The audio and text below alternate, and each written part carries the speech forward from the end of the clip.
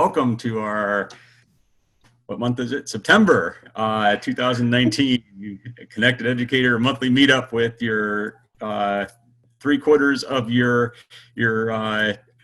Connected Educator Appreciation Day kind of founders, formers, creators, and Cassie's not able to join us today, but we have Michael and Vladka here with me, Tim McDonald, and I'm just so excited to get this thing started. But Michael, why don't I just turn it over to you to kind of start with, how you want to get this thing going today.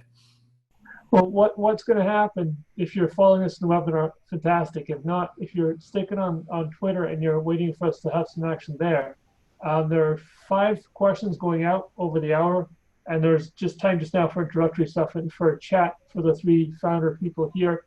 Just now, I was thinking, and I don't know what you guys think, just having a chat about our last year in general. Now, the 5 questions kind of focused on our CETWAD stuff, CETWAD being Educator Appreciation Day, and that they're quite targeted. So I thought having a kind of a general chat at the beginning, just to say how you doing, sort of thing, might be a nice way to begin this conversation. So for me, I'll begin since I suggested we'll do this. For me, I've been working as a consultant for the last year in freelance education, writing, editing. I've worked with companies in the States, I've worked with companies in England and Scotland, some in person, some online, virtual, which has been really interesting. I've had a great time. Actually, there's a company in Africa called Flip Learn Kids. I spoke with a woman there called Ella. Had a great time presenting with their conference, actually a classroom of young teenagers in Nigeria, I think it was, yeah? And that was a fantastic opportunity for questions and answers and journeys and how things went. And the person I presented with was originally from Nigeria and now lived in London. And she spoke of one really cool example of an analogy, which was, again, it's gone from my head. It's such a wonderful thing about, do you stop at the first speed bump in a journey? Or do you surmount the speed bump and keep going? I thought, that's it. These bumps, they'll slow us, and they'll challenge us, and they'll make us think perhaps, or change direction even, but it should never stop us. If we have a goal and this obstacle's in our way, we can choose to stop and run home because home is safe and home is secure and home is a known thing, or we can choose to challenge ourselves and overcome this speed bump or overcome this hurdle and go see the world. I thought that was a lovely thing. So that's where I am just now. I hope to keep learning. I hope to keep growing, keep connecting, and keep chatting because I like to talk. I'll stop now. I was going to say, this is like, I know when you posted something earlier, Michael, about, on Facebook or LinkedIn or something, I'm like, this is really, to me, just like letting people into what we do on a pretty regular basis with our planning meetings, which is just kind of the same thing. We just get kind of catch up on what we're doing, how we're feeling, what's going on in our lives. And then we get into talking about what's going to happen next month or coming up in, for the Connected Educator Appreciation Day this year. And it's so funny to kind of roll back and just let us, I think this is what's so missing on social media today, is that so many people are out there because they want other people to see them in a certain way. And I think when we can really just open up and truly be who we are, is when we allow people to see us as other humans instead of just an object or a thing or an idea.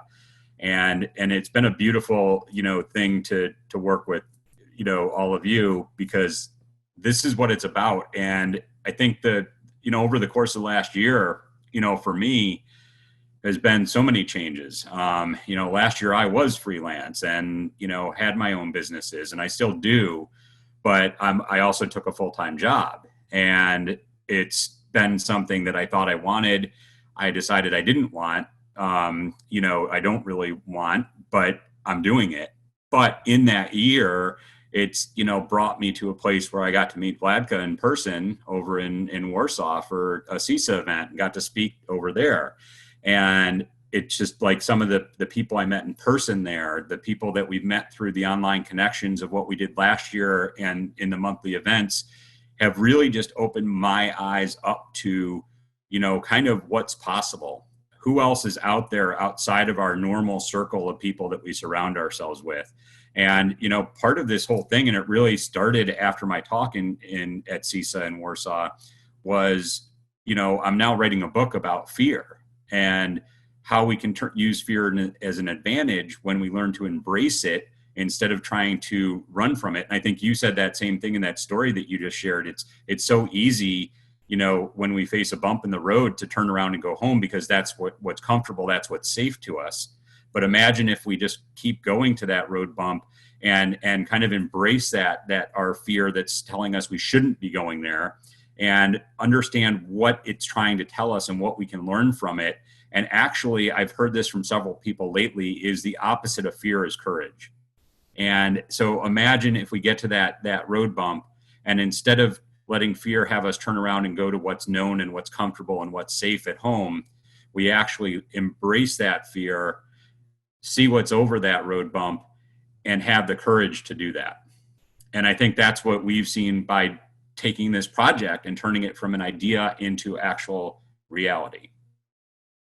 And I could keep talking too because I like talking, so I'll shut up now. Well, we're all teachers, so we talk for a living, luckily.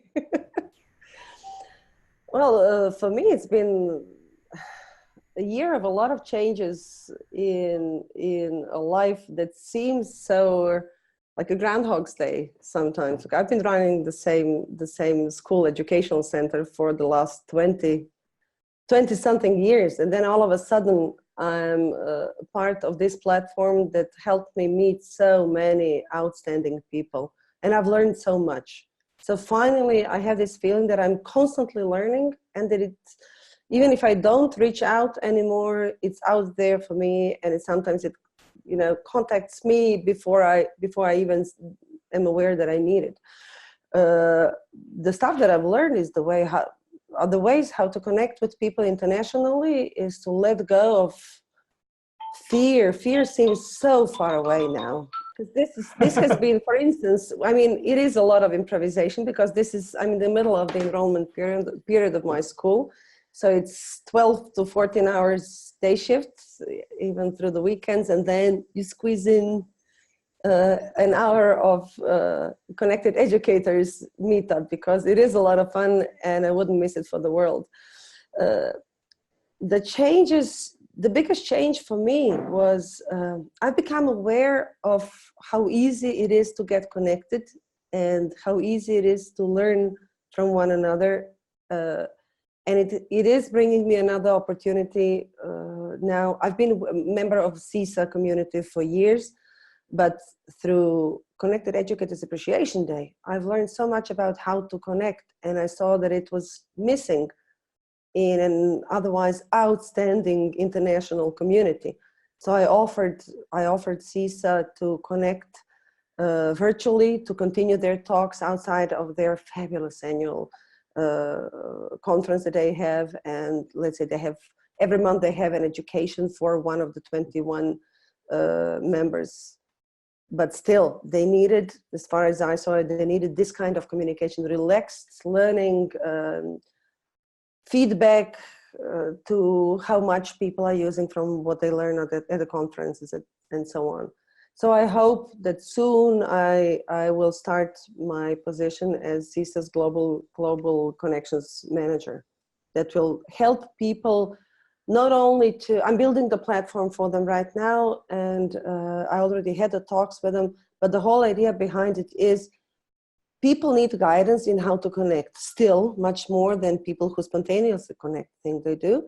And they are reluctant at first, but then they are really, really relieved that it's out there for them. And you know, that happens when you leave the comfort zone and you're out there and you see the results very quickly. So I think that the impact of something that the four of us started, just the fact that it might spread to 21 countries, American international schools in 21 countries, with staff that continues their learning process anyhow, and they still see the need to connect this way. I'm high all the time, just by thinking of it. I'm very excited about starting that. So I hope to have some of the directors of the international schools at our annual conference that is taking place in a month.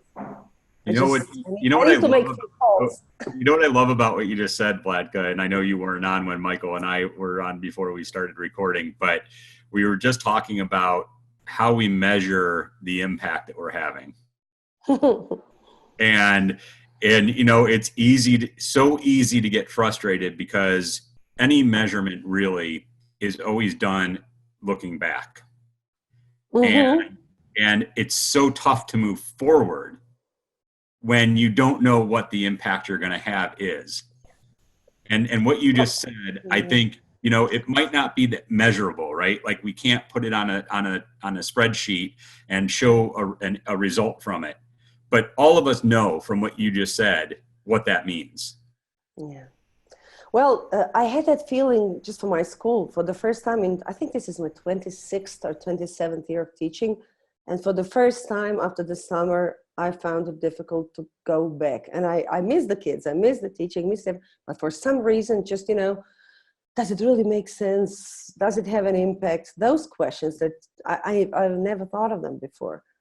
And few quick talks with Michael, then we exchange a few of the messages, then Cass is out there somewhere doing something, and it really is easier because, and time zones, it helps because when I wake up, you're already out there doing something, or you're still out there doing something, depending which way we're looking at it. But it is easier. There's always some buzz going on, and it dragged me back. And I had those talks, the same talks that we have. Does this make any sense? Same talks we had here in one of our offices. And yeah, you get the feedback from your students, and you hear that one of your students is now going after, masters in Rotterdam, and got fantastic position, among other things, because of the language skills that she got in our school. Yeah, and then another kid calls, and then on LinkedIn, you get connected with your students, and yes, it does make sense, a lot of sense.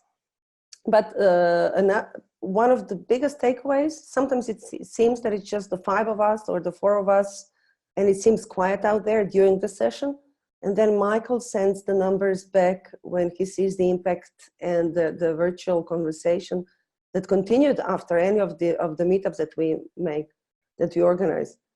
And yes, maybe we do it in reverse when you look at the numbers, but you remember that really more people saw that and got something out of it than you might think.